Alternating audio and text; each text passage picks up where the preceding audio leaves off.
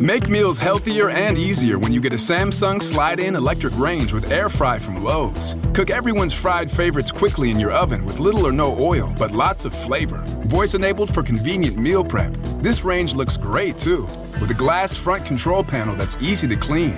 Every day is a great day to save on appliances at Lowe's. Shop in-store, online, or through our app. Lowe's, home to any budget, home to any possibility. As compared to deep frying, U.S. only. At Kings Island, it's never too early to start thinking about next year's fun. That's why we're offering the lowest price of the year on a 2022 Gold Pass right now. That includes unlimited visits this year, so you can enjoy Tricks and Treats Fall Fest, Haunt, and Winterfest. Then unlimited visits next year to try new foods, hang with the Peanuts gang at Planet Snoopy, scream on our world-class coasters, and splash away at Soak City Water Park. All for as low as $105 plus applicable taxes and fees. Hurry, offer ends soon, so get your Gold Pass now at visitkingsisland.com. It's amazing in here. Welcome to the Boneyard with Steve Robertson. As always, I am your good friend and host, Steve Robertson, here on the Hump Day edition of the Yard. Hope things are well with you wherever you are today. Another day closer to college football weekend. First road trip for the Bulldogs. We'll break down Memphis today. We'll look ahead at a couple other things. Got some other things in relation to some proposed NCAA legislation that may be of interest to you. Got a great top 10 list. A great one. You know, one of the things that I think is kind of funny is there are a lot of people out there that have this perception that I am just an 80s rocker. You are absolutely incorrect. When the world is normal, I go to a show a month, most months anyway, and go check out some new rock. I love live music. I know many of you do as well. I love checking out new bands. Or sometimes I'll hit this lull. I'm thinking, man, I wish I had a new band to really get excited about. I'm a serious Octane listener most of the time. Or maybe that's not fair. I do listen to my own music on iTunes more times than not. But I do enjoy Sirius XM Octane. I think that is the best place to find new rock music. So today's top 10 list will conclude our series on my first favorites of the last 50 years. Kind of dates me a little bit. But excited about the list today. A lot of new blood that I'm excited about. This list is very eclectic too. There's a lot of range in this list, and so look forward to sharing that with you.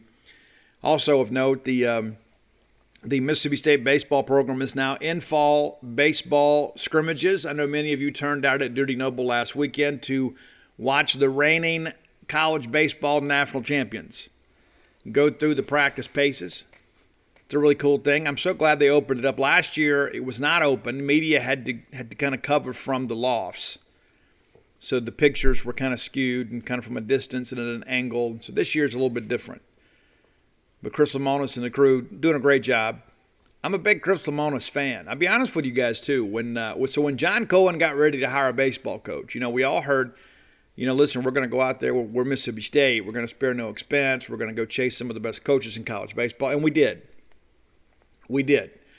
Dan McDonnell, of course, near the top of that list. Jim Schlossnegel, now currently the coach at A&M, was also on the list. A lot of rumors about Schloss. I remember many people that were trying to share with me, hey, it's going to be Schloss. This is the guy. We're waiting for this. And I was being told from some people with knowledge of the search that it wasn't going to be Schloss, but it didn't stop all this conversation. And then when it doesn't happen, people are like, oh, well, what went wrong? Well, nothing went wrong. It's just that your source was wrong. A lot of times people hear something, they continue to run with it, and things change, especially in coaching searches. I mean, who would have thought a few years ago we'd hired Rick Ray?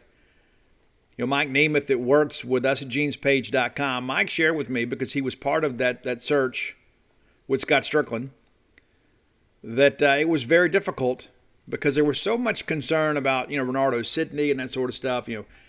You come in as a new coach, what's going to stop Renardo Sidney from going on, ESPN's Outside the Lines or something and saying some things that are detrimental to our program and potentially suggesting that there are some improper benefits, that sort of stuff. That was a real concern. You may recall Sidney sat out a while before he was deemed eligible. Don Jackson, the famed NCAA attorney out there, a guy that really specializes in eligibility cases, currently, if I understand correctly, representing LSU running back John Emery. You may recall John Emery was a Mississippi State target under Joe Moorhead, he and Charles Huff both pursued Emory. It looked like Emory was going to commit to Mississippi State on his birthday, and then things changed.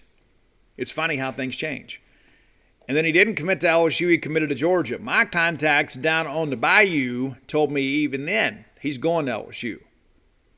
He's headed to LSU. And so as soon as there was a delay in his commitment to Mississippi State, all the folks down there in South Louisiana were chirping a little bit, saying, oh, he's going to be a Tiger.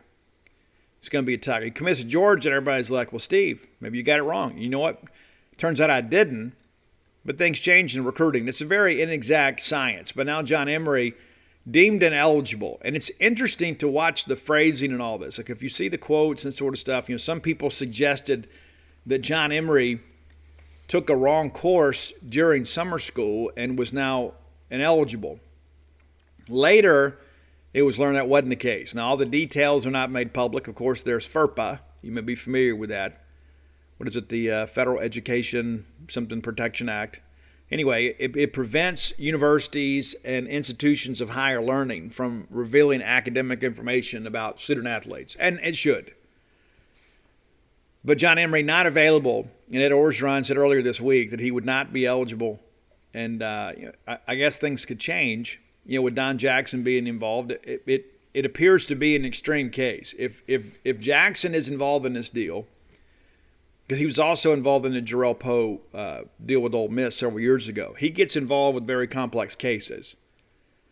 And so he's really kind of a big gun in the hired gun world when it comes to NCAA eligibility. So the fact that he's involved told me this is probably a little more complex. It also says that John Emory and his folks not messing around.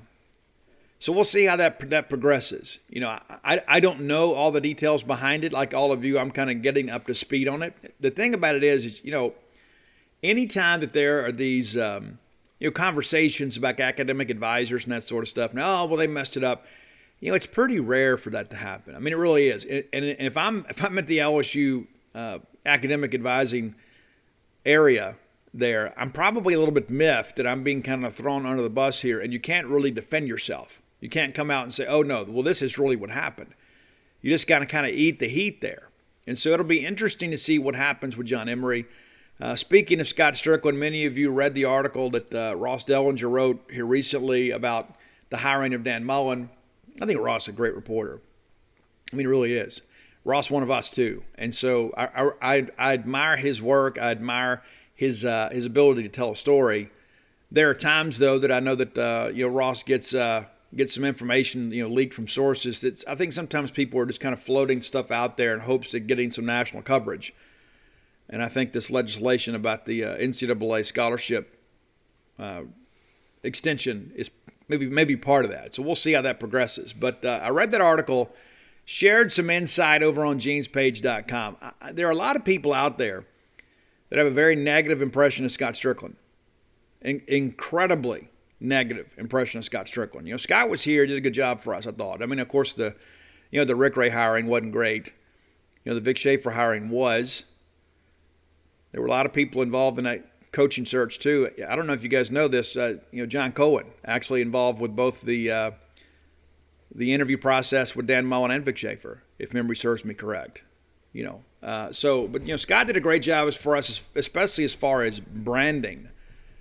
Scott also was a big part of the Cowbell Compromise. It allowed us to bring Cowbells back to Davis Wade Stadium. And so, there are a lot of things out there, of course, the hiring of Dan Mullen. That is something that some people just feel that is completely unforgivable, that Scott would target Mississippi State's head coach. They talked about that some of the article, but here's the thing that I don't think a lot of people fully appreciate. Dan Mullen was not going to be your head football coach in 2018. He had already informed Dr. Keenum and John Cohen that he was going to take a job this year. As the FOIA request from the Tennessee coaching search kind of made the rounds, all the Greg Schiano stuff, and there was even some discussions with Mike Leach. But the issue there for us is that Dan Mullen was headed to Tennessee. There is absolutely no question about it. He was headed to Tennessee, and then all of a sudden the Chip Kelly thing falls apart at Florida. And if you're looking at it from Scott Strickland's point of view, relatively new AD, replacing Jeremy Foley, a guy in many respects is considered a legend in this conference. And so here's the deal. So they were targeting Chip. They were targeting Scott Frost. Chip elects not to take the job, despite the fact that his girlfriend came down and spent some time in Gainesville to kind of get a lay of the land. I don't know if Chip would have been the best fit at Gainesville anyway. Probably better off out on the West Coast. I mean, he's a little bit of a kind of an eccentric guy. I think probably he fits better out there. But Dan Mullen was in contact with John Curry the week of the Egg Bowl. And then all of a sudden, Scott Strickland sees Chip Kelly pull out. Scott Frost was expected to be the number 2 guy. That falls apart. And in the article, it shares that Frost never called Florida back. And so if you're Scott Strickland, it's like, okay, I'm not getting Chip. And it looks like Scott Frost is cooling on us, pardon the pun. I can't mess this up. I got to go get a coach. And then there's Dan Mullen out there, and Dan is leaving Mississippi State anyway. You got to begin to think, okay, so what do you do? What do you do? And I'll be honest with you. I mean, the relationship between Scott Strickland and Dan Mullen wasn't especially chummy. I mean, it was awfully chilly at times. I mean, it was never it's not like they're best of friends. There's some things that I guess we could share, privately about some of that stuff, but, it wasn't exactly the best of times. And so I can't imagine Scott Strickland was like all fired up, think, let me get some more Dan Mullen in my life after those years we had at Mississippi State. I think it was probably an easier move, for Dan because, he had won, back-to-back national championships there as an offensive coordinator. And I think at the end of the day, he wants to get to the playoff and have a chance to win a national championship as a coach. And the path to the playoff is much easier in the SEC East. His name's been mentioned recently in connection with the USC job, and I would suspect that getting to the playoffs is probably even easier at USC than it is in the SEC East. Because you got to deal with Georgia over here. The recruiting footprint for USC has always and will likely always be very expansive. And so that might be something. And here's the thing, too. We all kind of snicker to ourselves now because we've been through all this with Dan Mullen so many times. Was it 13 years, I guess, as he was here? Is that right? Maybe that's not right. But anyway, he's here a long time. But every year, just about every year that he won, we had to deal with this. Even some of the years that we didn't. I remember I had discussions with Dan Mullen about, when he was mentioned in connection with Rutgers and Virginia Tech. And let's be honest, the Rutgers job is nowhere near as good as Mississippi State. And Virginia Tech, not even a lateral move. But Dan felt that it was good for Mississippi State's branding to have a head coach that was in demand. And one of the things that I told him, I said, well, Coach, recruiting-wise, a lot of people are using this against you to show that, hey, the Dan Mullen's looking for any excuse to leave. It's not a stable situation at Mississippi State. He'll go anywhere. He can't wait to get out. And then when there's rumors out there, floated by Football Scoop, a company that was founded by Ole Miss, the brother of an Ole Miss lawyer, just so you know, it's detrimental. They use it. They used it against us. And, all's fair in love and war in recruiting, other than illegal inducements. But, people say what they want. People say, oh, you shouldn't negative recruit. You're being a Pollyanna if you don't believe there's negative recruiting out there. There absolutely is. It's like, hey, you go to Mississippi State, but I don't know if Dan Mullen's going to be there next year. That's every year we had to deal with all that stuff. And so when we hear this stuff that Dan's connected with USC, you kind of begin to ask yourself, is this more agent play to get more money out of Florida? Because Dan Mullen's an expert at that. He'll hold you hostage for sure. I remember talking to Les Kenning when all that stuff was kind of bubbling up before. And he goes, Steve, that's just the business, man. Dan Mullen's got to do the best he can to get the best deal for himself, his family, and his staff. It's just kind of how things work. I didn't like it any more than you guys did. But it's part of the deal. And so you kind of laugh about that and you wonder if that's really what's happening here. Because listen, USC is not going to hire a football coach until the year's over with. Unless they go out there and get, talk Chris Peterson into coming back into coaching. But if they're going to go hire a sitting head coach somewhere, even a coordinator, that's not going to be known for some time. Goodness, we're only 2 weeks into the season, and a major domino has fallen in the coaching carousel. And so what does that mean? I know I've read some of these silly reports like, oh, well, Lane Kiffin's not going back to USC. And could you blame him after the way they treated him? It was a big joke, right? They fired him on the tarmac after a ball game. Why would he go back? Kiffin, of course, California guy. He kind of fits out there culturally, but I can't see that happening. I know there's some Mississippi State people that are eager to see Lane leave, and it's got really nothing to do with Lane. You just want to see Ole Miss kind of squirm a little bit, and I get it. But anybody expecting him to leave for that job is probably kidding themselves. Of course, there's all this discussion down at LSU. There's probably going to be a coaching change there. I spoke to a good friend last night, and we talked about how important these next 2 weeks are for the career of one Ed Orgeron. You got Central Michigan coming in this weekend. You think, Steve, they'll win that game handily.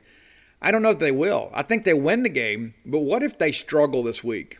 Jackson Sermon, former Mississippi State defensive coordinator, Peter Sermon's nephew, Jackson Sermon, is the quarterback at Central Michigan. He originally signed with Washington and then transferred to Central Michigan, doing a good job up there.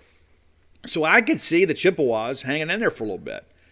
So let's say they struggle against Central Michigan and then they lose at Mississippi State. Now listen, don't get ahead of ourselves. I'm not coaching or playing. I can speculate all I want. I don't have to be locked in on Memphis. But what if he does? What if they struggle this weekend and you lose to Mississippi State and you're 2-2, 4 games in, and you haven't even got to the meat of your schedule? You don't think that there's going to be some reports that pop up linking Ed Orgeron to some things? Maybe perhaps they've kind of sat on some stuff just kind of in anticipation of this moment. Like, just in case, and we've got all this investigation going on. There's an NCAA investigation. Now there's an academic issue, and there's the Title IX stuff. You don't think there's just something out there? There's not a trump card just kind of laying around somewhere, somebody's desk drawer, just waiting for the right time? Because they're going to probably get embarrassed by Alabama. They got to go up to Oxford and play up there. LSU can run the football. LSU's Ed's found a way to beat Ole Miss, but let's say you lose those 2 ball games. You're looking at best an 8-4 a year when, athletically, you ought to be one of the better teams in the conference. And so these next 2 weeks are important. I could see a situation where Ed Orgeron could be fired midseason. I think we all see that. And I think LSU probably could find a way to get out of that big buyout. I would suspect that's probably the case. So there's a lot of moving pieces to all this. There's a lot of things that are going on. There's a lot of, it's already drama. College football season just started, and we're already talking about, well, this guy's going to go here, and this job's going to open up, and this is going to happen. It's crazy. The fact that this has already happened. Listen, Chip Helton's a guy, too, that, probably was lucky to keep his job last year. And the fact that they fired him so quick just kind of goes to show you that within that administration, that decision was probably pretty close to being made last year. But they found a way to kind of carry him over. But back to the Strickland stuff. There's a lot of comments out there. There's a lot of strong opinions about the article. And I read one comment on Gene's page that said, just reading that article makes me sick to my stomach. And I guess in many respects it does. It's kind of like, I guess, you find out that, your wife or girlfriend is cheating, and you go back and you read those text messages and you just don't quite know how to handle it. It probably doesn't rise to that same level, but it's that same nausea, right? To hear Mississippi State alum Scott Strickland talking about hiring Mississippi State's coach, it's a little unsettling. It really is. Even in hindsight, you read that, and it's like, man, this is not a good situation here. Strickland said in the article that he got texts and emails from people and lost probably some friends forever, and that's unfortunate. But at the end of the day, I think about these things all the time. There's a pro and negative to all this stuff. Here's the pro. It doesn't hurt Mississippi State that the athletic director at the University of Florida is a Mississippi State guy. That doesn't hurt us at all. We get ready to be part of some initiative within the conference. Kind of helps to have a friend like that. There's a lot of people that think one day Scott Strickland could be the commissioner of the SEC. Well, that'd be a good thing for Mississippi State, don't you think? Could be. Now, I'm not going to sit here and defend Scott's actions for going out and hiring Dan Mullen, but I think it's also important to understand Dan Mullen wasn't going to be your football coach. He was either going to be at Tennessee or Florida. And what would have happened at Tennessee if Dan Mullen goes? Well, I suspect if Dan Mullen agrees to terms with the University of Tennessee on Friday, John Curry's still probably the athletic director at the University of Tennessee. That coaching search ultimately cost him his job. Jeremy Pruitt never goes to Tennessee. Tennessee is probably not under NCAA investigation and facing major sanctions. And now they are. They've had to, terminate Pruitt for cause. I know there's a lawsuit about that as well. But, if you look at what's happened at Tennessee, Mississippi State, we hadn't quite been the same program we were under Dan Mullen by any stretch. But, Tennessee kind of comes out as the big victim here, and John Curry as well. Scott Strickland and John Curry are friends. And I can't even begin to imagine how strained that relationship probably was after all that. All that stuff's very interesting to me. It's fascinating. A lot of things are going behind the scenes. Of course, John Curry's terminated. They promote Phil Fulmer again, make him the athletic director. He hires Jeremy Pruitt, and now you've got a huge fiasco. Now, Fulmer has, quote, retired. Pruitt's been terminated. And I suspect if Dan Mullen had signed a contract with them a day after the Egg Bowl, that he's still there. They might be a 7-8 win team, but he's probably still there. Maybe on the hot seat this year, because it'd be, 3 years in? Those are the things you begin to think about. What would have happened at Tennessee if Dan Mullen takes that job? Scott would have got a coach. He would have. But Dan Mullen wouldn't have been at Mississippi State. I think it's important to understand that. But listen, I'm going to be honest with you guys, too. My loyalty is to all of you. Yeah, I understand there are many people that say that Scott Strickland's a traitor. I get it. I absolutely do. I think it's unfortunate. But at the end of the day, he went out and hired our football coach. And especially a guy that he didn't have, the best of relationships with. And so you look at that in hindsight, and you're like, you know what? I don't know that I could ever do that to Mississippi State. I just don't know that I could. Under any circumstances. It's just, I'll be honest with you, it's just like, for those of you that read Flim Flam, you're aware of the fact that when I was writing that book, I got contacted by an attorney friend that said, hey, basically some people wanted to pay me off and not write the book. And so I told them, I said, well, okay, tell them it'll be $1 million. That's what I'll take. I'll take $1 million not to write the book. And then the next day, somebody else called me, kind of a friend of a friend, said, hey, I understand that you're willing to sell the rights to your story and not write this book for $500,000. I said, oh, you've been misinformed. It's not $500,000, it's $1 million. Because if I'm gonna have to sell out Mississippi State, I got to get some life-changing money to do it. And I just can't bring myself to do that. So they were thinking, 10, 15,000. Get out of it. But thanks for calling, right? It's incredible. Yeah, it's like I think about, there's so many things in my life that I have that are mine that nobody can take from me. Integrity is one of them. I'm not going to sit here and tell you I've always made the best of decisions. I haven't. But, my sobriety is mine. And then how I feel about myself is mine. There's a lot of other things that are kind of left up to interpretation. Those things are not. I get to choose that. I get to choose what decisions that I make. And at the same time, choose the mistakes that I make. Those are my decisions. But I do believe in many respects that if you had to do it all over again, I think all the fallout, there's so much negative feeling about Dan Mullen and Scott Strickland. And, I don't think there's anybody really in a Mississippi State fan base that looks back and says, yeah, that was a good thing for us. It was a good thing for us. Grateful to Dan Mullen for what he did when he was here. But I think at the end of the day, we all needed to change. I think Dan needed to change. I think we needed to change. It's every single year with all this stuff, with contract extensions and holding out and raises and being linked to jobs. He was linked for every job in the Southeast with the exception of maybe the Brandon High School job, the Jones County Junior College job. It's just like, after a while, you just kind of think, man, can we just have a program? Can we just be able to relax a little bit and have some confidence to know that our coach is going to be here? And then ultimately, it's our former athletic director that takes our coach from us, And so, I don't know. I guess, thank the good Lord for a little peace every now and again. But it would be nice to be able to go out there and win some of these big SEC ball games. I'm hopeful Mike Leach can do that. Let's thank our good friends at Bulldog Burger Company. Had Bulldog Burger last night. The Pimentology add bacon with onion rings was fabulous. Absolutely fabulous. And again, didn't finish it. You get your money's worth at Bulldog Burger Company. That's one of the things that I repeat that point to you guys a lot. But it's the reality of life. There's so many places that are trying to give you less for more. It's like, hey, well, our prices are going up, but we're going to give you a little bit less food. Not at Bulldog Burger Company. You're going to get more than you paid for there. You're going to leave there fulfilled. I encourage you, go by and see them today. Get the spring rolls for the appetizer. Very filling. Fabulous. Love it. Absolutely to death. And then find your own favorite burger, whether it be the Smokehouse, the Lauren, the Bryant. There's some great options there. And if you just want a great rock and roll, straight ahead, restaurant quality hamburger, let's go with the Bulldog. You can't go wrong there. Very consistent.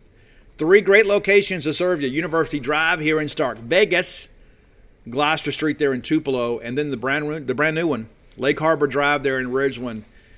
And at least once a week, I have somebody either tweet me or message me or text me and say, hey, Steve, we went in there for the first time. It's fabulous. And I'm not the least bit surprised. Under great management there with Ian Few.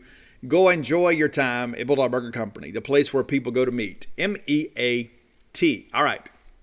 Let's talk a little bit about this proposed rule about raising scholarship limits this year. And there is some discussion about doing it long term. Now, you may recall We put scholarship limitations back in, years ago because of the fact, we talked about, the rich getting richer. There were no scholarship limitations back in the day. And so Bear Bryant and people like that, they would go out and sign every possible player that they could. And then they wouldn't come to Mississippi State. It's like, hey, I'll go to Alabama. And then sometimes they would sign as many as 5 or 6 quarterbacks in a class. Sometimes they'd move them to linebacker, move them to safety. But other times they rode the bench. With the transfer portal, it's a little different deal now. The transfer portal also is part of this deal. So when they put the scholarship limitations in place, it was to protect every member institution and to bring greater parity in college football.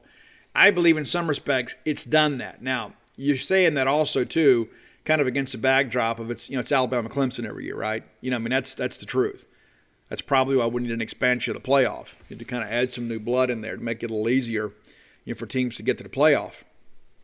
But the transfer portal has basically wreaked havoc on some rosters. Now, I've got a couple of opinions about this. Number one, there are some schools out there, especially mid-majors, that what you're fighting is like you get some players and all of a sudden people get in their ears and they get a couple of years of production and they're like, hey, you should go in the portal. You got a chance to go to the SEC, even if they don't. Because there are a lot of people that have strong opinions who don't have a lot of facts. And so they tell these guys, hey, listen, you need to go to the SEC, you go to the Power 5 to improve your draft stock. Have you seen the numbers of the kids that are still in the portal, that went in the portal and had nowhere to go? And that's really the sad story in all of this. Even some players that left Mississippi State, they go in the portal and had nowhere to go, especially if you've already had 2 years of eligibility. Well, then you can't even go to junior college. We had Corey Charles, where did he end up? Western Illinois. And you know what? I hope he goes up there and plays. He didn't play much here. Played a little bit as a reserve corner a couple years ago, but he didn't play much. But there are a lot of other guys that went in the portal that had nowhere to go. And so the question that I ask is, how are they supposed to pay for their college education? And that's a decision that they made more than likely, emotionally. Everybody's like, oh, yeah, it'll be no big deal. Because everybody sees, the Joe Burrows of the world, and they think, well, that's all that I need. I'm buried on the depth chart here. I just need to get a fresh start and go somewhere else, and then I can get to the National Football League. Well, that's, the reason you remember guys like Joe Burrow is because it was such a historic season. The guy goes down there, wins a Heisman Trophy, wins a national championship. You know what? Well, most people don't have that ability. And so you take a guy like Brandon Cunningham, and I don't know where he is, and maybe things worked out for him, but Brandon Cunningham was the guy that was committed to Miami, decommitted, came to Mississippi State. You can't technically call it a flip, but that's what happened. Mississippi State gets him up here. And listen, he is a very outgoing, gregarious, and oftentimes immature young man, but a very talented football player. So he comes here, needs to grow up a little bit, gets in the whole situation where he shoots a video of the Tulsa players on the field, and, hey, we kicked his tail. And there's going to be consequences for that. Well, he didn't want to face those consequences, so he goes in the portal. Messaged him a couple times and say, hey, let me help you a little bit. Let me do an article, maybe kind of like a recruiting piece. What offers do you have? What opportunities do you have? Let's get your name out there a little bit. No response. And last I'd heard, and I hadn't checked on him in several weeks, last I'd heard is he still wasn't in school. And so those are the things you begin to ask yourself. Okay, that's the thing about the portal. These guys are adults now. They're above the age of 18, so they're making they're really, in many respects, one of the most important decisions of their life. And he goes, I'm going to go gamble on myself, right? I'm going to go in the portal. Well, what do you do now? How are you going to go pay for school? And listen, Mississippi State's under no obligation to pay for that. You're no longer on a scholarship rolls here. You had an opportunity here. You elected to drop that. And so now what are you going to do? So what are they going to do? This is where I think there has to be probably some greater education, about the NCAA transfer portal. Of course, we're all learning this together. Who knew the portal would be so wide open? And then there are a lot of schools out there that say, yeah, I want to mine the portal, but also, too, I don't want to take somebody's problem. I'm better off going and getting this high school guy. And I remember, when the portal first opened, you had all these players reaching out to me. One guy in particular, he redshirted last year at Delta State, and he goes in the portal. And he messages me and he goes, hey, I want everybody to know I got 4 years of eligibility. I'm sitting there thinking to myself, man, you were at Delta State. And this is no slight at Delta State. You went to Delta State and you redshirted. So, you have nothing new to show anybody. You didn't get on the field, so you've got no college game film. So everybody has to evaluate you on your high school film. Well, they've already done that once, and they didn't offer, which is why you ended up at Delta State. And so you're at Delta State with an opportunity to get your education paid for, and you're thinking, oh, well, I'll get a second bite of the apple, and then maybe Alabama or State or Ole Miss or maybe even UL Monroe will come looking at me. Well, they don't. And there's a reason that those guys are at Delta State in the first place. And again, I'm not being negative about Delta State. Everybody's got a chance to play somewhere if they're lucky. Delta State needs players too. They're not going to go get Power 5 players. They're not going to attract that type of talent. But when you have an opportunity to get your education paid for, you can't be so short-sighted and think, oh, well, coach hurt my feelings, and so I'm going to go get into the transfer portal. And that's one of the big things that I guess called me an old guy. I've got old school values when it comes to this sort of stuff. I think that the transfer portal in many respects is being abused by student athletes. And being abused by student athletes that don't fully appreciate how the world works. It's like, oh yeah, I could stay here and I could work hard and I could earn a spot. I could battle through some adversity, build some character that'll help sustain me in life after football. But instead, I'm going to tuck toe and run. I'm going to go. My feelings got hurt. And it's like, I think about this kind of stuff all the time. And it's like, I read some of this stuff online sometimes, and it just kind of blows my mind. It's like, well, somebody hurt their feelings, so they want to file a lawsuit. That hurt your feelings. You ever played football before? You played any high school athletics? My feelings got hurt all the time. And you know what? Eventually it toughened me up a little bit, and I said, you know what? I want to show this guy. He's wrong about me. I'm going to figure it out. I'm not going to let you sit here and call me soft. Sit here and call me stupid. I'm going to get better. And that's not to say there aren't some abusive coaches out there. I'm not trying to suggest that. But, when I was in high school, I was very fortunate to play for some very caring and very intelligent coaches. But none of them took it easy on me. None of them. Even when I was a senior, I was one of the top soccer prospects in the state of Mississippi. I didn't have anybody coming to my house and saying, hey, Steve, what do you think about this? Can we do this? Can we do that? No. And it seemed like the better I got, the more they expected of me. And so in the bottom line, back in my mind as a young teenager, I'm thinking, well, why don't you go fuss at so-and-so? Why don't you go fuss at so-and-so? And I had a coach one time, Coach Delman Eubanks. I know it was Coach Eubanks. Left us and ended up going to Heidelberg. And I remember one day he had this conversation with me. He said, the reason that I ride you so hard is because I know what you're capable of. I know you're better than this. You can come out here and put, 75% effort and be better than most of the kids. But in order for us to be as good as we want to be, I need you to give 100%. Now, I could have pouted. In the beginning I did. But you learn and you acclimate. And you learn to socialize and understand, this is what happens in life. And I am so grateful that I had high school coaches that had expectations of me, that had some foundational standards that I had to meet. There were times we'd have soccer practice. You go out there and go through drills, and you practice 2 hours. Then we had to run 2 miles after practice on tired legs. And I hated it until I became an upperclassman. When we got to that fourth quarter, we were fresher and tougher than everybody else out there. All of a sudden you begin to understand there's a method to the madness. But I could have pouted. Well, this just isn't fair. I want to transfer. Mom, can I go to private school? I'm grateful that I had some people in my life that helped me develop some toughness. And that's the thing about this portal that I think sends the wrong message. It's like, okay, well, why are you transferring? Because now it's like, it's whatever. You can transfer for whatever reason. And I don't know that that's necessarily the best thing. And maybe it's not. But I don't think, I'll be honest with you. I don't know that I don't want to go hire a bunch of those kids. Oh, you went in the portal. Okay, why'd you go in the portal? Well, I had a coach one time that was a little bit hard on me, and I didn't like the way he treated me. So I'm going to leave. Well, so I'm going to hire this guy? What's going to happen when I got to manage him? What's going to happen when I have to instill some discipline? What's going to happen when he doesn't meet expectations and, a sales quarter, and I got to bring him in and say, listen, we got to retrain some things. You got to do this, you got to do that.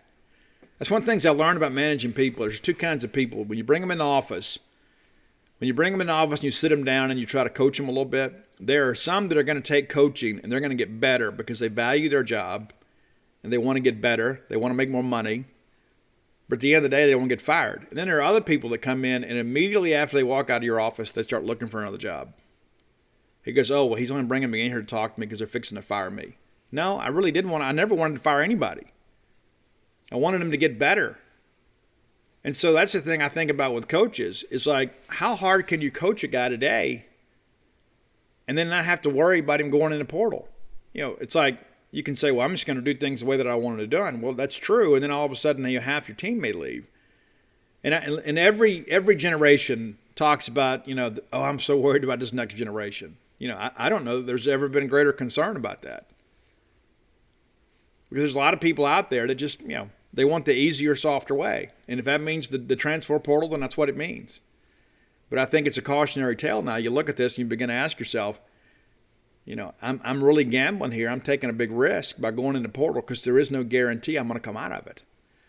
And so for those schools like that, let's say for an example, like a G5 school, I'm not going to just mention anybody at random. Let's just say you had a G5 school out there that had, 20 of these kids go in the portal.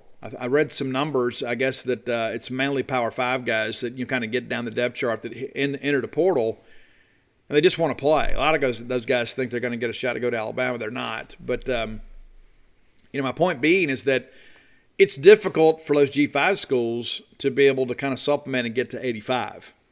And so the thinking is, okay, let's do a 1-year readjustment. Let's give everybody a chance to kind of go get in the portal because that helps. It helps a lot. It helps some of those kids that are still in the portal, and it also allows schools to supplement their rosters. But is this what we want going forward? I mean, that's part of the proposal they're discussing. There's a consideration for the 1-year waiver for 2022 that will allow you to replace as many guys that go in the portal to help you get back to the 85. Now, the 85 limit is going to remain in place. That's not going to change. So it's not like, oh, well, we can go out and get 50 guys and then run some guys off. That's not how it's going to work. And that's one thing I think you got to be careful of is you might be inviting more attrition if you let this thing get out of hand. Now, how does this impact Mississippi State? I actually wrote a short article earlier today about this. Now, Mississippi State right now is right at 85. I think we might be 1 or 2 spots short, but we put Sherman Timms and London Craft on scholarship, and so that kind of helps the numbers. You put some walk-ons on. We had some room to work, but if we sign 25 for 2022, we're going to be at 85. Matter of fact, we probably even need a couple guys to leave. You had the COVID year where everybody's granted another year of eligibility, so there's not a lot of true seniors out there. A lot of guys that are technically a junior eligibility-wise. They may be a senior in the classroom, but they're only a junior because they've only had 3 years of eligibility exhausted, counting this year. And so there's a lot of schools out there that aren't going to be able to sign a full 25 and stay under the 85. So I don't think this is going to have the impact that a lot of people suggest. And I think it's also important to understand this has not been passed yet. So the Oversight Committee is supposed to discuss it this week. There's not a vote scheduled. That's not to say there can't be a vote. But I was told probably not going to be a vote. That could always change. And then, of course, the Board of Directors will vote, the Division I Board of Directors, and that's after consultation with the schools. And I'm told that it's not this rubber stamp deal that some people are suggesting. There are a lot of schools that are actually against this. And let's say I'm Alabama, and I've managed my roster correctly. Maybe I've had some guys transfer, but, we hadn't had, a whole lot of attrition in that respect. Maybe you've had some guys go pro. But if I've managed my roster correctly, why would I be in favor of allowing those schools that couldn't manage their rosters to get a second bite at the apple? Doesn't make a lot of sense to me. And so those are things I think that makes it a little more of a complex issue. So eager to see kind of how that progresses. That's something to kind of watch here in the days ahead. And again, the rule has not been passed. Ross writes the article, and then a lot of people begin to kind of aggregate Ross's article, and then they took some liberties and kind of suggested, oh, this is expected to pass or whatever, and that's probably a little bit premature. Well, then fans think, oh, this is going to happen. NCAA is doing this. NCAA is not just some, governing body that doesn't have input from the membership. And so it's not going to be as simple as some people are suggesting. Now, hey, by the end of the week, it might be completely different. But there is still a lot of discussion that has to take place before this is going to become a reality.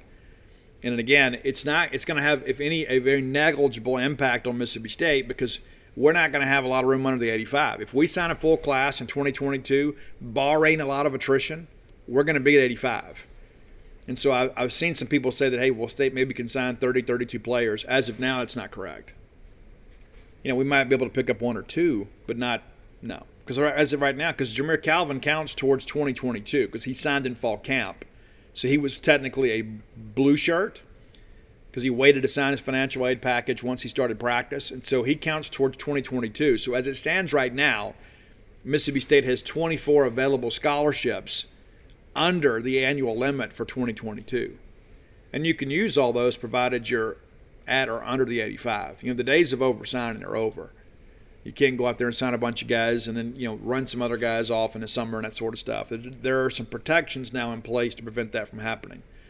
So that's the understanding.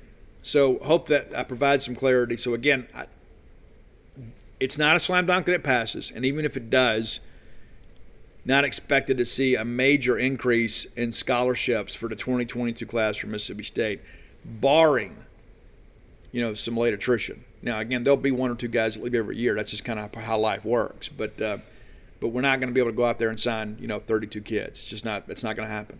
It would take a world of attrition in order for that to happen for Mississippi State. So if that's kind of what you're looking for and expecting, let me go ahead and encourage you to take a step back, take a deep breath, because that's not how it works. And trust me, the people that I talk to are very involved in this process. They said, no, it's not going to probably not going to help us much at all. It may help us a little bit, but not much, at least not for the class of 22.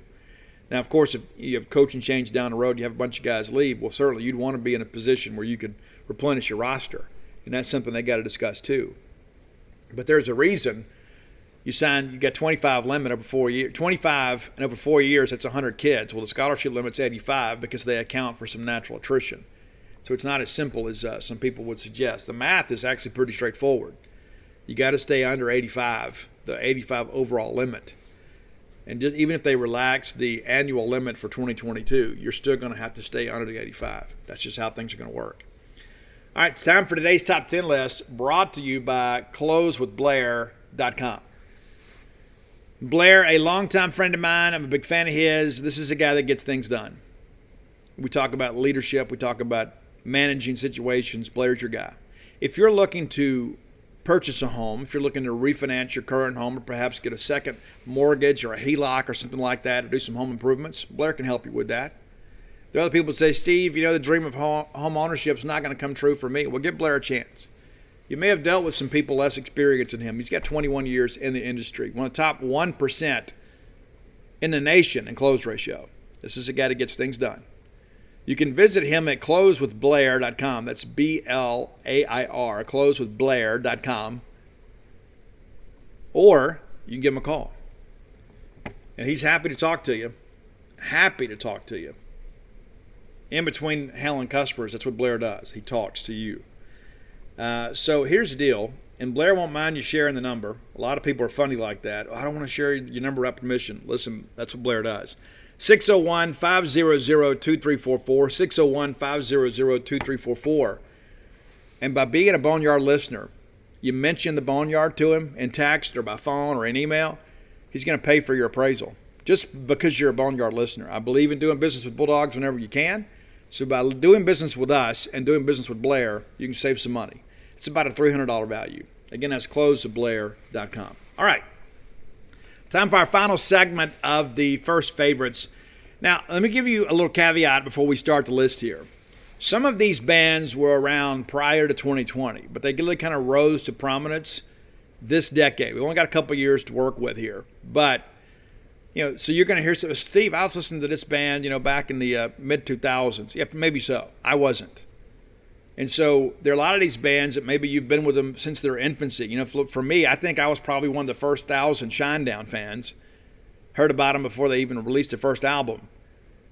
Found some demos out there. Thought Brent Smith was great.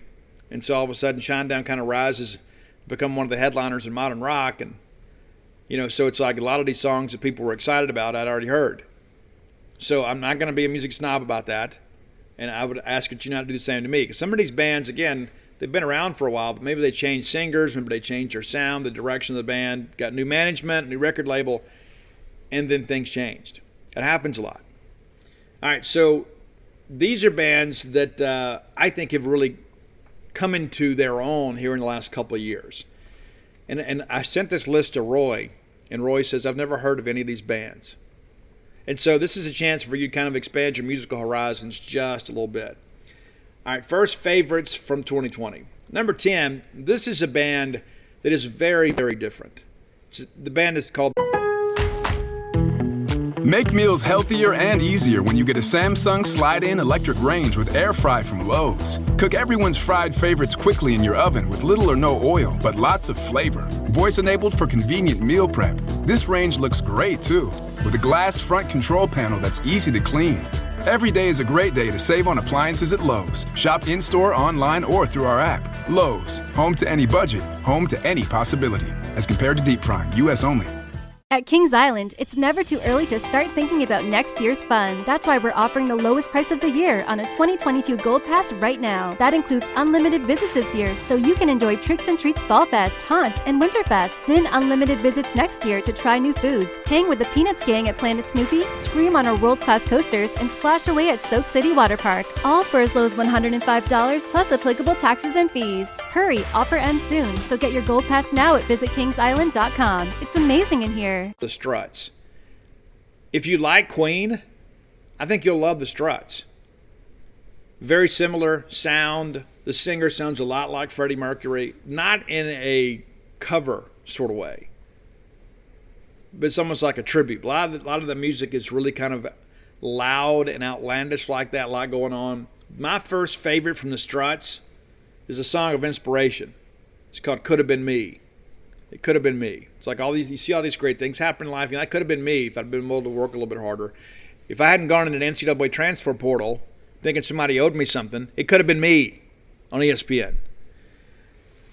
All right, number 9, we've actually had this song on the show before. I think this is the only song on the list that has appeared on a previous top 10 list.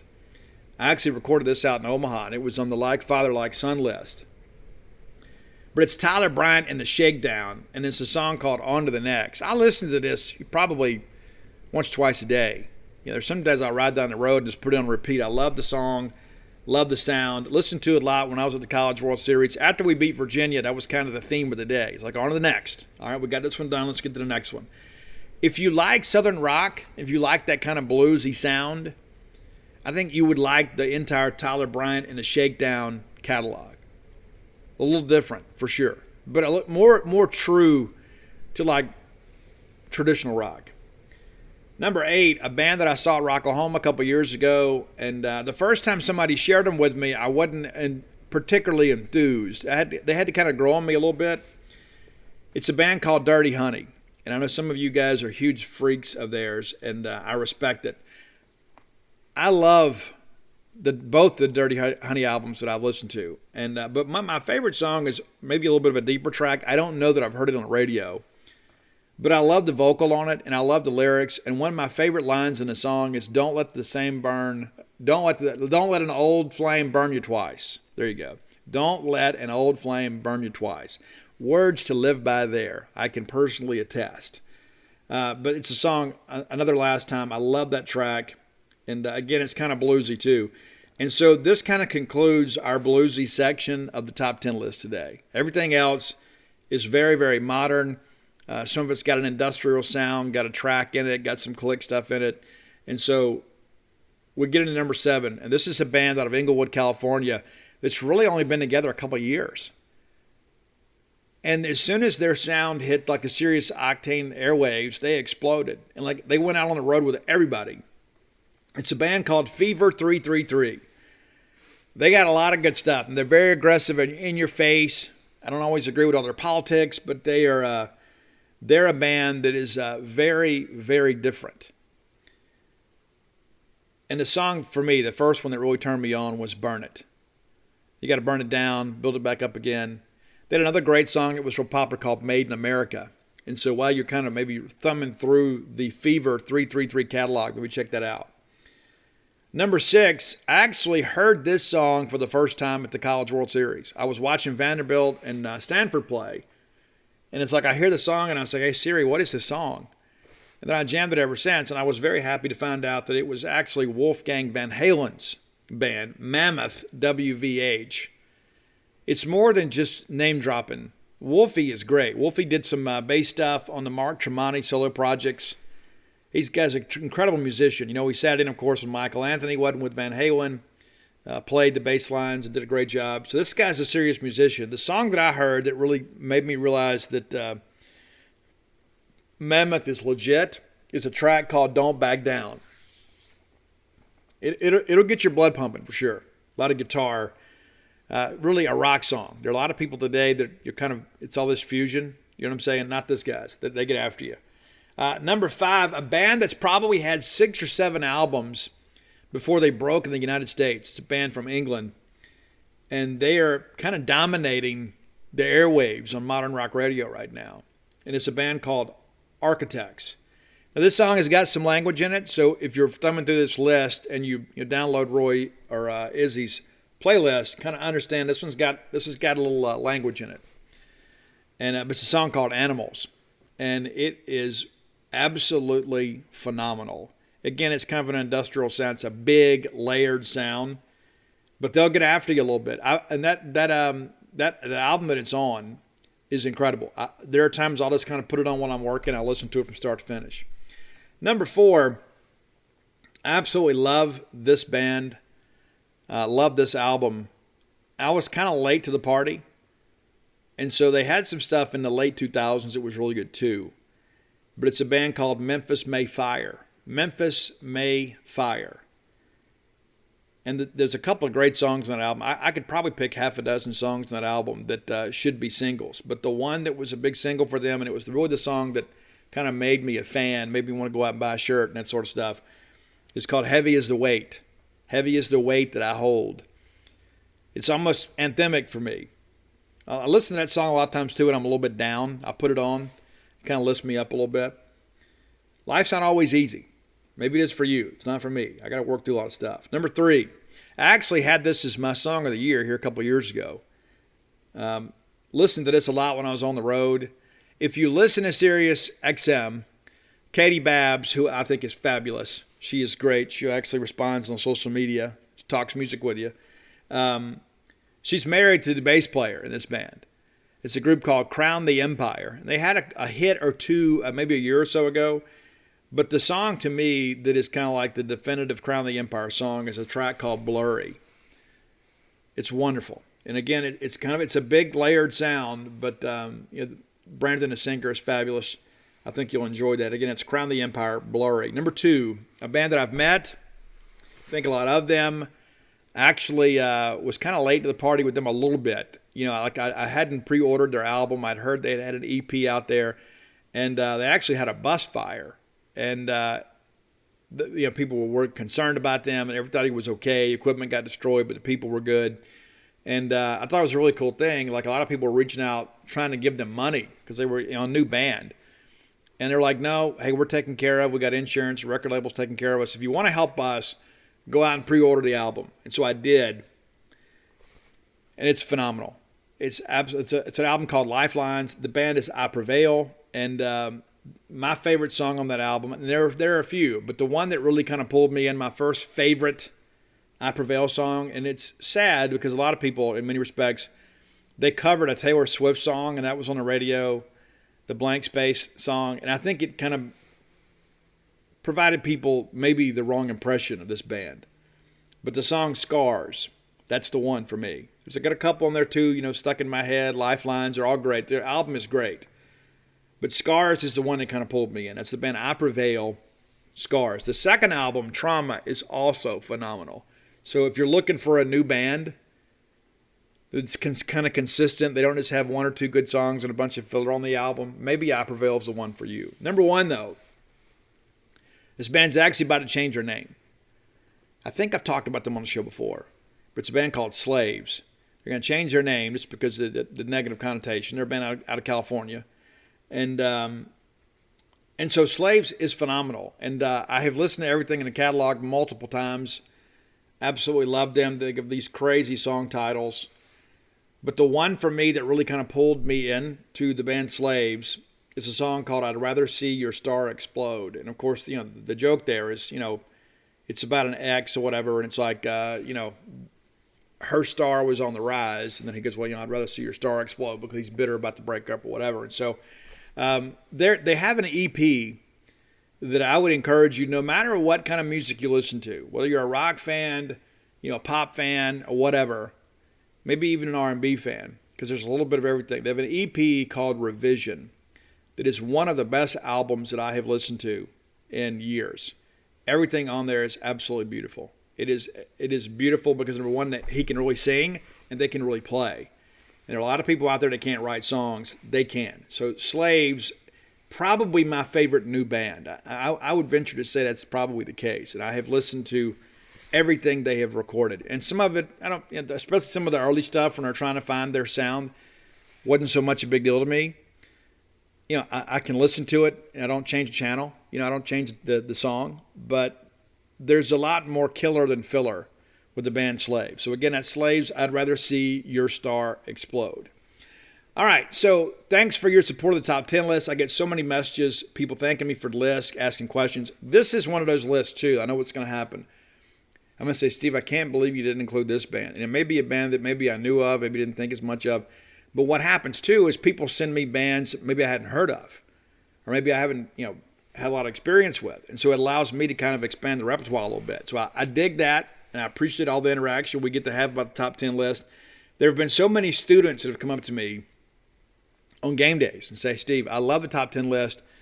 I've got so many songs that I've added to my playlist from this, so I'm grateful. This is one that I think is not just for the students, but for some of the old rockers too, that maybe perhaps aren't quite as familiar with the new blood. If you have an idea for a Top 10 list, reach out, let me know. I'm on all forms of social media at Scout Steve R. And if you're not following me on Twitter, what are you doing with your life? That's at Scout Steve R. And if you send me a Facebook request, chances are I'm not going to accept it. And it's got nothing to do with you personally. It's just I'm out of space. And so I don't decision your request because I want you to be able to follow me. And so I just want to make sure that's understood, because what happens is sometimes people will send me a request and then they'll message me and say, hey, you didn't accept my request. And I'm like, well, it's not a humble brag, but I've got a lot of friends on Facebook. I don't know hardly any of my friends on Facebook anymore. And I just want people to be able to follow me and be able to get our content and us to be able to interact. Speaking of my content, if you hadn't done so, go to dogpilethebook.com and pre-order your copies of Dogpile. Doing really well. But I want to make sure we kind of keep the heat alive here. We'll have a delivery date here coming up very, very soon. But Dogpile the Book, that's D-A-W-G, pilethebook.com. You can pre-order your copies of the brand new book, Dogpile, which is a celebration of Mississippi State's National Championship baseball season. You're going to want that for yourself and for all your Bulldog friends. Be a great gift. And what I would suggest to people, so I don't know for sure they're going to, just go ahead and order it. Just order it. You're going to have a Bulldog fan, somebody, somewhere that you can give that book to. So, and while you're there too, if you're interested in Alpha Dogs or Stark Villains or Flim Flam, you get personalized copies there. So if you want the personalized book, you need to put in the notes what you want me to say. All right, again, it's dogpilethebook.com. We take this time too to remind you, those of you that like to have a little skin in the game. I know everybody likes NFL football. I do. I couldn't wait to watch Dak last Thursday. And happy to see the Steelers beat the Bills on Sunday. How about that? The Pittsburgh Steelers, the premier professional sports franchise in all of sport. Any dissenting opinions are wrong. But, if you are a person that likes to play fantasy football, a lot of people are out there saying, Steve, I missed the draft. I couldn't find a group. You know what? DraftKings can help you. Our friends at DraftKings, not only can they help you, they'll pay you. How about that? New customers get a free shot at a $1 million top prize with your first deposit by signing up and using my promo code Boneyard. Simple, right? Download the DraftKings app. Use promo code Boneyard. That'll help you qualify. Then you pick your lineup. Make sure you stay under the salary cap, and then see how your team stacks up against the competition. Feel the NFL action like never before because you got a shot at $1 million. How cool is that? Download that DraftKings app right now and use promo code Boneyard. This week, new customers get that free shot at $1 million. and you compete for $1 million in prizes all across all contests. Again, that's promo code Boneyard to get that free shot at a $1 million top prize with your first deposit. Again, promo code Boneyard. You should know it by now. The official daily fantasy partner of the NFL. Minimum $5 deposit required. Eligibility restrictions apply. See DraftKings.com for further information. How about that? Looking forward to pro football. Wasn't always like that. It's sometimes you get a little busy in life, and sometimes I get home, I just want to chill. But I'm looking forward to all that stuff. I'm looking forward to seeing the Steelers go win a Super Bowl. How about that? All right, so next segment of the show brought to you by CampusBookmart.net. You guys know standing man, Miss Kathy Brown, lovely, talented Susie. They'll take care of you. Go in and see them, and everybody in the basement, they'll kind of get up and kind of wander around every once in a while, and you wonder, they work there, they do. We got a former Diamond Girl and cheerleader down in the basement. How about that? They don't keep her down there. It's just where she works. So when you're in town, go by and check them out. Go see their smiling faces. If you can't make it to town, go to CampusBookmart.net and outfit your family in the latest maroon and white fashions. And by being a loyal Boneyard listener, we'll give you a phrase that pays. That's BSR, which stands for Beautiful Steve Robertson. And that'll get you free shipping on all orders over $50. And listen, as you guys know, those of you that stocked up on College World Series gear, that's not an insignificant deal. Getting free shipping is a really cool thing. So again, CampusBookmart.net, promo code BSR for Beautiful Steve Robertson, and get your free shipping just by listening to the show. I mean, you're saving money and making money just by listening to the show. We link you up with great people, great prizes, great merchandise, and the great people to do business with. So again, CampusBookmart.net, promo code BSR. Let's talk Memphis. Now you guys are excited about this. I'm excited about it too. Memphis concerns me a little bit because they're so prolific offensively. You know what I'm saying? It's like, I don't want to get there on we're having a bad day and that guy's having a good day and we get lit up. I mean, this is a huge game for us. You can say, well, Steve, it's Memphis. Yeah, it is Memphis. It's more about it's the next game. It makes us 3-0. We win this thing, halfway to bowl eligibility in a year that, every game's really going to count. We're not a team that's, necessarily assured, of a bowl bid. We got to go out there and earn it. And so, again, this is a young nucleus. As a team, we're kind of moving forward. And so, first road trip this year. Be interesting to see how we react. But let me give you a little history about Memphis. We touched on this a little bit Monday.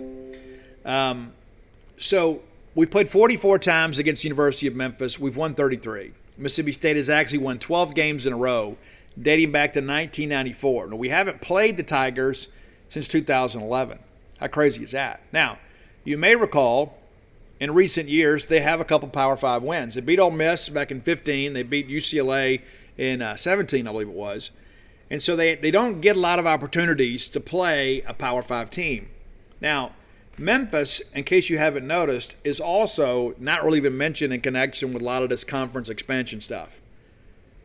And a lot of people wonder why. Well, they're going to try to build a new stadium, and they should. They don't have an on-campus stadium. We got to go to Liberty Bowl. They just recently opened their indoor practice facility last year. They're one of the kind of the last in the region, to have that. And so you would think, the Memphis TV market, you'd have some opportunities there, for to get in some TV sets there and increase your TV deal. But the Big 12 didn't even really sniff Memphis. And I'm sure they'd love to be in a major conference. And so in order to do that, they've kind of got to upgrade football. But also, too, this weekend in many respects is kind of an audition. I'm sure that's something that's been talked about. Hey, you're being disrespected. You're out here working hard. We're winning football games every year. You're being disrespected. So let's go out here and show Mississippi State and the world that we should be a Power 5 team. We should be in a Power 5 conference. And so I expect them to come out with a chip on their shoulder and kind of with that in mind. And sometimes that's it's a negative. Sometimes that can be a detriment. And so biggest margin of victory was the last time we played them. We beat them 59-14 back in 2011. That was the last meeting. It's hard to believe we hadn't played them in a decade. Running through the list here real quickly. This game used to be a real competitive game for years and years and years. Now, we opened Let me see here. 1, 2, 3, 4, 5, 6, 7, 8, 9. We opened the series with Memphis winning 9 in a row from 1951 to 1961. Well, then they won 3, and then we won 3. And then it was pretty competitive, in the late 70s. They would win 1, we would win 1, and then, we kind of went on the stretch here. But, they got 11 wins in the series, and it seems like every time we lose to them, it's never been a great Bulldog team. I remember that 2001 year, we really didn't have a great year at all. It's a year that I earned the name Rose Bowl, right? But we win that game 30-10. It was a tussle for a while, and we pulled it away late. And we thought, okay, we'll be okay. And that was expected to be a pretty good Memphis team. But, again, that's part of this new 12-game winning streak. But, usually when we lose to Memphis, it typically means that we're not going to have a great year. And let's be honest. Memphis is not a team that should be able to recruit on the level of, State or Ole Miss or Tennessee or anybody like that. And so in many respects, you're kind of getting that Southern Miss brand of athlete. But I would venture to say Memphis is a little more talented than Southern Miss, and they have been in recent years. Now, they have a new quarterback. He's a younger guy, as you guys are well aware. And Mike Leach made mention that, he's not going to have any sympathy for anybody having to play a young quarterback. That's exactly what we're doing. But off to a pretty good start, so far. Memphis 2-0 on the year, 42-17 winners over Nicholls State, and then 55-50 winners on the road at Arkansas State. They had just over 30,000 for that home game against Nicholls. So really of a barn burner of a deal. But I guess the bigger question is, man, the Steelers scored a lot of points. They gave up 50 to Arkansas State. That's interesting. All right, let's get into some of these numbers, obviously. So not a ton of turnover conversion. You know what I'm saying? It's like a lot of times you get the turnover and you cash in. Not really for them. Memphis has not scored a single point off of turnovers. First down's about the same, 56 for Memphis, 52 for their opponents. And again, remember, they played Nicholls State. So they have run for 585 yards and then allowed 198. Now, that's a little bit skewed because basically Arkansas State runs an air raid similar offense. They get out there and sling it around.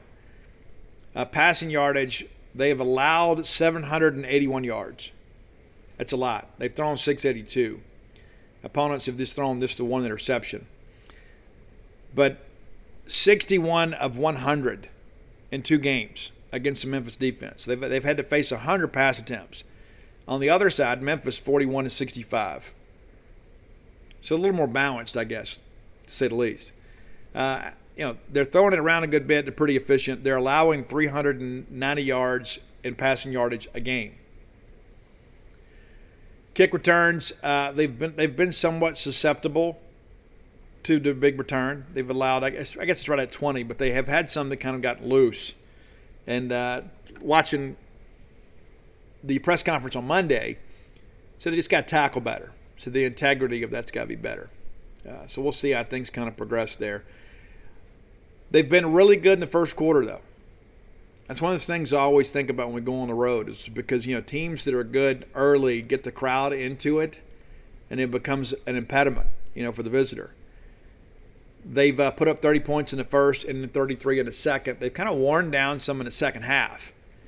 But they're a team that likes to start fast. I think it's important for the defense to come out and set a tone early. And listen, offensive coaches want to get the quick start, go out there, they script some plays to kind of give their team a running start, into the ball game. And so it says a lot about that coaching staff up there. I think this is a staff that's on the rise. Wish them the absolute best once they get through the weekend. Running back Brandon Thomas leads the team 338 yards rushing.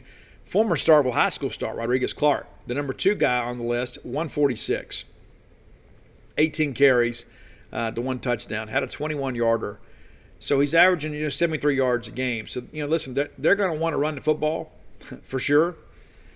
And we're a team that wants to stop the run. And I think in many respects that's going to put a lot of pressure on Seth Hennigan, the quarterback there. And he's thrown every pass for them. They hadn't mixed and matched. And to be honest with you, other than the Nicholls State game, they hadn't had a lot of room to do that. But, they're, as a team, they're averaging, 292 yards a game rushing. Is that right? I think that's right. But the reality of it is they're a little more balanced, I guess, than what we've seen from some teams. But, they're going to want to spread us out, line it up, and run it. That's why it's so important for that defensive line to get off blocks. And, again, put the game in Seth Hennigan's hands. 41 of 65, 63%. And they check it down a lot, too. That's kind of the wave of the future. We don't get out there and throw a lot of Hail Marys, regardless of what people would expect. But interesting to say the least, to see Seth Hennigan's a guy that they wondered would be the starter, and now he is. Leading receiver on the team is Calvin Austin III, 12 grabs, 286 yards, 4 touchdowns, and has a long of 75. Sean Dykes, 10 grabs, 148 yards, and a couple touchdowns, and nobody else on the team has a receiving touchdown. And the numbers, kind of spread out around that. But certainly, some guys that are capable of getting up and down the field. They got a lot of team speed, for sure. Now, let's get out here and look a little deeper and look at this defensive stuff. That, to me, that's really where the game is going to be determined, is when Mississippi State is on the field. I think defensively we're going to more than hold our own. And I think we're in a position to cover with some change. I think we win the game. And I think we win it a little more handily than Vegas suggests. But young team going on the road, we'll see what happens. But this defense, the defensive numbers are not good at all. Now, somebody's got to make the tackles, and Quindell Johnson's making the most. Quindell Johnson, 16 tackles for them. J.J. Russell, former Mississippi State commitment out of Grenada, Mississippi. J.J. Russell with 15. Got the one quarterback hurry, too, and a one TFL. Thomas Pickens, 14 total tackles for them. Greg Rubin, a guy at Mississippi State recruited a little bit, 10 stops for him. Not really a lot of familiar names on the list, at least among the leaders, but this is a team that will give up some points and some yards. And we talk about, we're experienced and that sort of stuff. Don't always work out that way, because sometimes that experience is not good experience. Of course, you want to be able to see it and then be able to adjust to it. But, they ran a lot of drop eight. And Silverfield says they plan, to do that similar. So listen, we'll increase the pass rush as long as it makes sense. But, they were, blitzing 3 and dropping 8, and they got absolutely torched. And that's one thing that I was, looking at with these numbers with this Arkansas State thing. I mean, it's like, let me pull this box score up so we can kind of speak intelligently about this. It is absolutely crazy, the numbers that they gave up in a game against Arkansas State, a team that's not expected to be very good, and so let's look at these numbers real quick, looking at the individual numbers. So they had two quarterbacks throw for nearly 300 yards. So James Blackman goes 19 of 28 for 306 and 4 touchdowns, and Lane Hatcher is 23 of 38 for 276. So they combined to go 42 of 66 for 582 yards and 5 touchdowns. And Memphis gave up the big play. 582 yards passing for Arkansas State last week. It's crazy. Now, they didn't run it a lot. This is 98 yards, but ran it 32 times, gained 125, and then lost 27. And most of that is sacks on Lane Hatcher, 21 yards and loss for him. So wasn't a lot of necessarily negative plays in the run game, but they didn't exactly go out there and run it all over them. They averaged 3.1 yards a carry, which is, I guess, manageable. But I would venture to say Arkansas State doesn't have running backs the same caliber Mississippi State does. So we got to get out there and play well, for sure, and kind of establish the line of scrimmage. 42 grabs, as we talked about. Jeff Foreman for Arkansas State had 8 catches for 198 yards and a long of 89. They had 5 different guys catch touchdown passes. So it wasn't just as simple as somebody having a big day. It was basically a complete breakdown in the in the Memphis pass defense. So should be able to do a good job there. We'll see. Now, Noah Grant, Tulu Griffin has become a guy that has become a real weapon for Mississippi State. Kind of the game within the game. Noah Grant, the kicker from Memphis, has been a good kicker. 9 kickoffs, only 2 touchbacks. So 7 of those 9 kicks have been returnable with one exception. He kicked one out of bounds. And so everybody says, well, how do you defense Tulu Griffin? Well, you kick it in the end zone. Well, what do you do when you have a kicker that can't do that? And so, I think on that fast turf at Liberty Bowl, Tulu could be a real problem. Now, This is where having a killer return guy like Tulu gets in the heads of people. Ordinarily, you just line up and you kick it down there and you go cover it. But when you've got a guy that won the MVP of the Armed Forces Bowl as a returner, essentially, he had the one touchdown catch too, but he changed the game as a returner and nearly took 3 of them back to the house. Well, then you go back the last week against, the first week against Louisiana Tech, and he nearly broke one there too. He had a couple of nice returns and nearly took one of those to the house. When he finally gets it and comes through here, and not to mention, there were other returns in the game where he gives State, some great field position to start a drive. So now all of a sudden, Memphis is kind of having to sit around asking about Tulu Griffin. Well, what do we do?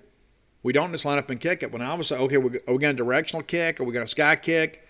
What are we going to do? So now all of a sudden, because of the threat that Tulu Griffin presents, Memphis has to alter their special teams game plan. You're already having to contend with the air raid and the 3-3-5 defensive alignment. Well, now all of a sudden in special teams, you're going to have guys doing something they're not quite as comfortable doing. This is not our normal operation. And this is where Tulu, again, you're seeing the benefit of having a guy like him as a real weapon, because now he's in their heads. And so let's say, okay, we're just going to squib it down the field. Well, then State covers it at the 30. That was a problem we had last week. It seemed like we were hemmed up and backed up, but we kept losing the battle of field position because we were losing the punting game. And so now all of a sudden, and I don't think Memphis is going to kick off a whole lot, but now you've got to alter your operation. I think that is significant. When you have a kicker that can't put it in the end zone, it kind of puts you at the mercy of the return team. And this is a team, by their coach's own admission, that has kind of struggled to stay in their lanes and make tackles. And so I could see Tulu breaking another one. I think the only way you prevent that is to make sure you kick it away from him. And they tried to do that last week. And the next thing you know, it's a touchdown. So that is something to kind of consider as we move forward. That is not an insignificant stat. It's something we have to talk about. It's because of the fact it's become such a big part of our attack. When you've got a guy like that is as lethal as Tulu, and all of a sudden you get a kicker that can't put it in the end zone, then all of a sudden he tries to overkick it, kicks out of bounds, so those are things that I think are important to kind of consider as we move forward. Now, looking at the Memphis schedule, it's amazing how everybody's website's a little bit different. So after us, they will play Texas, San Antonio, and Memphis. They'll travel to Temple, travel to Tulsa. That should be a win based on what's happened. Karma is a real thing. Then Navy at UCF, SMU, East Carolina at Houston, and Tulane. And, of course, they have the AAC championship game at the end of the year. It's going to be interesting to see, what happens with this Memphis team. Last year was a little bit different. If we didn't get to play the full schedule. We had some adjustments, too, in baseball because of the Memphis scheduling policy. But so last year, a good team, 8-3. They win the Montgomery Bowl against Florida Atlantic. But looking at this team, a lot of close games. I mean, there really were. Arkansas State, they win that game 37-24. They lose at SMU 30-27. They beat UCF 50-49. They beat Temple 41-29. They lose a big blowout Cincinnati last year 49-10. They beat South Florida 34-33. They beat Stephen F. Austin, an FCS team, 56-14. They win at Navy 10-7. And then they lose at Tulane 35-21. They beat Houston 30-27. So you see, these guys are used to being in competitive games. So they're not going to quit. They're not going to all of a sudden just decide, well, the ball game is over. Let's just kind of move on with life. But they're also a team, too, that is very susceptible to giving up big plays. And so I guess at the end of the day, what I really expect is I think this is probably the week we really need the offense to break out. I don't think it's going to be a shootout because I think athletically we're so much superior on defense that once we kind of figure out how they're wanting to attack us, that Zach Arnett will adjust. That's not to say they won't score a couple touchdowns early. I'm not going to sit here and say that. We're not going to go up there and shut Memphis out. I'll be absolutely shocked, if we keep them under 20. I think that'd be quite an accomplishment, I think. And you say, well, Steve, we held NC State to 10. I think this is a little different scenario, but I do expect State to win the game handily. But I also think this is probably a day that we get the offense on track. And, we'd laugh a little bit. It was a thread on Gene Spade's message board. Somebody picked the game, I think 42-17 State. And somebody said, I can't see, 40 points out of this offense. And, we scored 35 the first week. So we're just kind of one play away from hitting that number. I do think State will be able to score a lot, assuming we don't turn the football over. That's a big part of things, too. We go out there and have some ball integrity. I think we're going to win this game handily. I think Vegas has us at a 3-point favorite. I think that is probably a little bit conservative, but I think that's really more about Mississippi State. They just don't have a lot of confidence in Mississippi State at this point, and many of our fans feel that way too. I can't say I'm overly confident, but I do expect to go over here and win this ball game, and I think State wins it. And I think in the end, especially when we get to that fourth quarter, we mentioned how they've kind of ground down a little bit, I guess, in the second half. We got to survive that initial punch. We get into the locker room with a lead at halftime, maybe by a touchdown or more. I think it could get ugly. But I also think Memphis is a team that's very, very much capable of staying in the ball game with us. You just need the difference in the strength and conditioning and the recruiting rankings to take over sooner rather than later. I also want to share with you guys, too, we did get wide receiver Mekhi Polk in media opportunity on Tuesday evening. You can say, well, Steve, that's not a big deal. Well, remember he took that big shot in the end zone. Will Rogers overthrew him, and while he's extended, he gets hit pretty good in the ribs by Engel and had to be helped from the field. But he said that he just had the wind knocked out of him, and he's good to go. And so I know that's a relief for some of you guys because we don't get the full injury report from Mike Leach, and I understand why he does it, but I know it's frustrating for you guys as it is for us as well. Mekhi Polk expected to be full go this weekend against the University of Memphis. Now, Brandon Wee's situation is a little different. I've even asked privately. It's like we just got to see how it goes. You got to see how he does this week. You may recall that he walked off the field, kind of grabbing his hamstring after a kickoff. I believe that's correct, kickoff. And so the second half, Scott Goodman and McCord handled the kicking, and so that's not to say that we're not capable of winning without Brandon Ruiz, but he is the number one kicker for a reason. You'd like to have your best guy out there. And so just don't know at this point. It will likely be a game-time decision, I would suspect, unless it's a little more serious than we think. But it's just a matter of him receiving treatment this week and kind of working through the process. But that's the great thing is your former kickoff guy is your backup guy, and Scott Goodman. And he was a guy that consistently hit touchbacks as well. So it's not like there's a big drop-off in that respect. But McCord's the guy that kicked his first collegiate field goal last weekend. Congratulations to him. But I think we're going to be in good hands either way. But again, I'd like to have our number one guy, especially if he's healthy. If he's not healthy, then give him a week, and maybe we can figure it out this week. We got LSU next week. But this is an important game for us because it is the next game, but also, too, it is a winnable game and one that we're likely going to need to get bowl eligibility. Like last week was a toss-up. We win that game, and so you don't want to lose any progress. You don't want to lose what you gained by dropping a game this week. But I do expect State to win the game. We'll talk more about that on Friday. Time for your Mississippi State Legends segment brought to you by Portico. Our good friend Brooks Bryan and the folks at Portico doing a great job. Doing a great job bringing great residential development here to Starkville, Mississippi. I know everybody that's listening to the show, I know you love Mississippi State, you love Starkville. You probably considered making Starkville your home again. Or maybe you live in the greater Starkville area and you consider making a move. Portico is the move. If I was moving to Starkville now, it's where I would move. There's no question about it. I love living out here in the sticks. Got plenty of room for my dogs to roam and have a good time and that sort of stuff. But at the end of the day, too, I'd like the convenience of being closer to campus.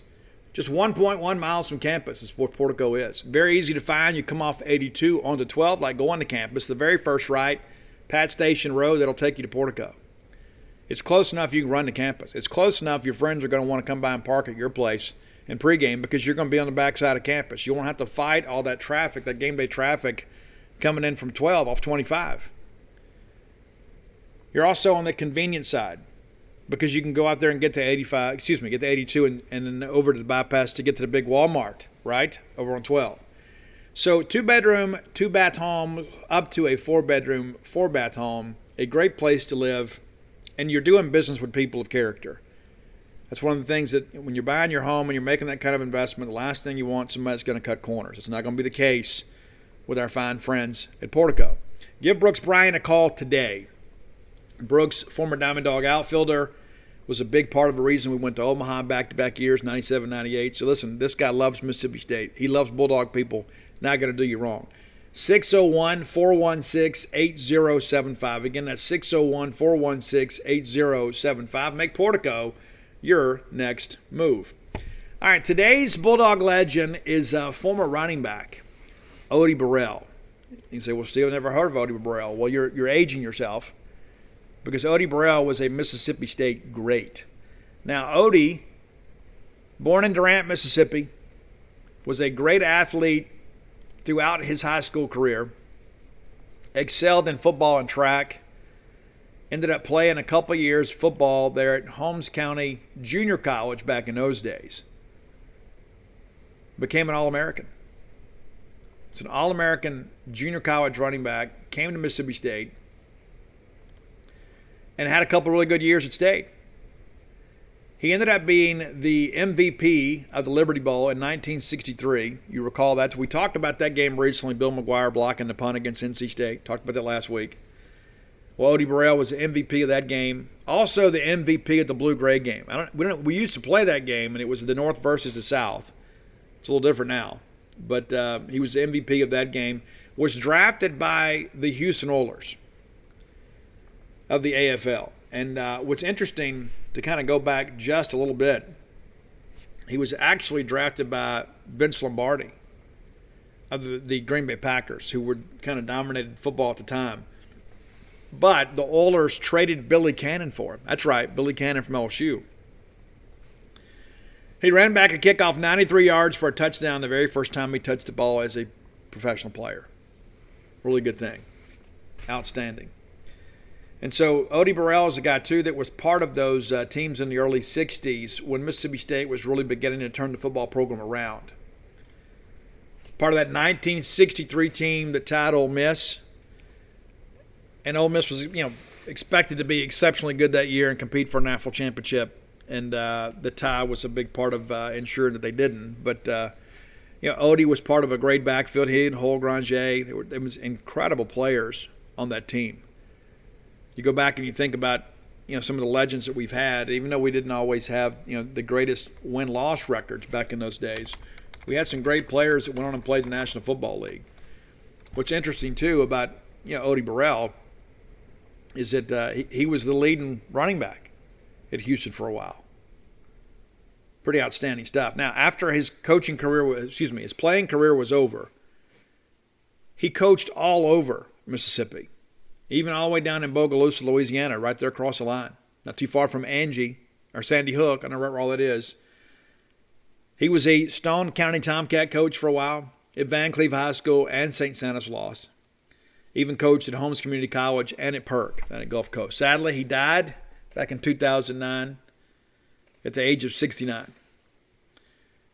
But a tremendous football player. A guy that made the junior college experience work. There were a lot of players back then because you had the community in community college back then. And so guys had an opportunity to kind of improve themselves. And so that's what Odi Burrell did. He went to junior college, which was not uncommon at the time. Like if you didn't get what you want, because it wasn't like it is today where you've got the internet and all this film. There were a lot of hidden gems in Mississippi especially. And we had the junior college system, which kind of gave those guys a second opportunity. And Odi Burrell took full advantage, became a Mississippi junior college success story. Again, becoming an All-American, and actually had some acclaim as a track star also in junior college. And then comes to Mississippi State, part of a couple really good teams, and part of kind of the resurgence, under Bob Tower. It was pretty good stretch there. Excuse me, that was Paul Davis. All due respect to Davis' family, it's Paul Davis that was the head coach then. And again, things were. We're kind of getting it going a little bit, I guess. And, we won the Liberty Bowl there in 63 and then kind of regressed a little bit. We had that great team, of course, in 63. And then a lot of those seniors moved on, many to pro football, and left us with a number 11 ranking. How cool was that? And then had a couple of years after, Granger and those guys, moved on. Paul Davis era kind of came to an end. Charlie Shower took over. But Odi Burrell is a guy that we don't talk about him a lot, and he was a guy that did some big things here at Mississippi State. So Odi Burrell, to you and your family, thanks for your contributions to Mississippi State football.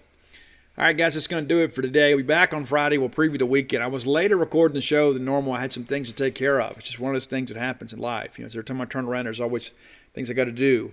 And so I look forward to kind of getting some of these things done and being able to get back to a regular schedule for you guys too. You guys are well aware. My wife had surgery here a couple weeks ago, just going back to work, and so I don't have to get up and bring the kid to school anymore. So that's always cool too. So I can stay up late, hopefully, and get these shows up a little bit sooner. Because what happens is you get up in the morning, you start chasing the day, and there's emails and there's phone calls, and a lot of times those calls are just, hey, what are you doing? And so I like to get the show done at night, so I've got the day and the morning free. So I'm going to do my best to kind of get back to doing them at night now that it seems like life is going to calm down just a little bit. We'll have Mississippi State football media opportunity tonight, so we'll have some full coverage later today over on Gene's page and the rest of the week to kind of preview the weekend as the Bulldogs get ready to go to Memphis. There are tickets available. I know many of you are out there looking for them. I would check the Memphis ticket office first, but I've seen some conversation about some StubHub stuff. The price is a little bit pricey. I know many of you want to be there.